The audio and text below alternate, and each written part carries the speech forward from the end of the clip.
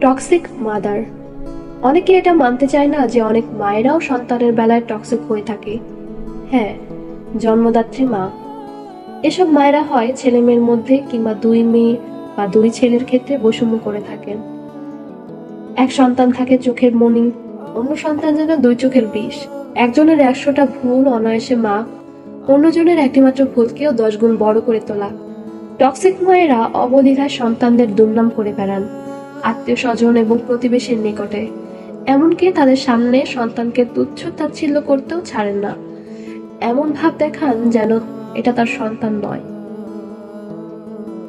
এর সীমা লঙ্ঘনের জন্য দায়ী পরিবারের পুরুষ, অর্থাৎ সন্তানের পিতা। প্রায় সময় দেখা যায় স্বামী তার টক্সিক স্ত্রীকে সমর্থন করে যাচ্ছে কেবল নিজে বাঁচার জন্য। সন্তান ও তার মায়ের টক্সিক আচরণের শিকার হয়ে পাংশমুখে অধীর আগ্রহে পিতার ঘরে ফেরার অপেক্ষা করে যখন দেখে পিতাও তাল মিলিয়ে অপ্রীতিকর আচরণ করছে, তখন সেই সন্তানের আশার প্রতি এমনিতেও নিভে যায়। সে তখন ভাবতে শুরু করে পৃথিবীর বুকে সে একা নিঃসঙ্গ জীব, যার কেউ নেই, কিছুই নেই।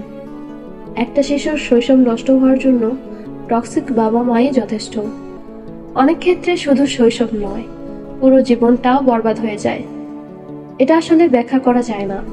কেবল পরিস্থিতির শিকার হওয়া সন্তানরা বুঝে তাদের জীবন কতটা নিরানন্দ হয়ে গেছে। আপনার সন্তানকে ভালোভাবে বাঁচার সুযোগ দিন। স্ত্রী বা স্বামীর টক্সিক আচরণের প্রতিবাদ করুন। স্ত্রী বা স্বামীকে সন্তুষ্ট করতে তাল মিলিয়ে সন্তানকে আক্রমণ করবেন না। সন্তানকে বোঝার চেষ্টা করুন। সবসময় বাবা মাই সঠিক এমন নয়। আপনার সঙ্গী বা সঙ্গিনী যখন সন্তানের সাথে স্বাভাবিক আচরণ করে, তখন বিষয়টা ভালোভাবে বুঝে সমাধানের চেষ্টা করুন। একটা সন্তানকে শৈশব থেকে নেতিবাচক প্রভাবে বেড়ে তুলবেন না। সময় ঠিকই একদিন আপনার সব হিসেব চুকিয়ে দেবে। যে দুর্বল শিশুর প্রতি বিরূপ মনোভাব প্রকাশ করে মানসিক অত্যাচার করছেন, একদিন সেও সমগ্র শক্তি নিয়ে বড় হবে। সেদিন যেন আপনার করা আচরণ আপনাকে ফিরিয়ে না দেয়।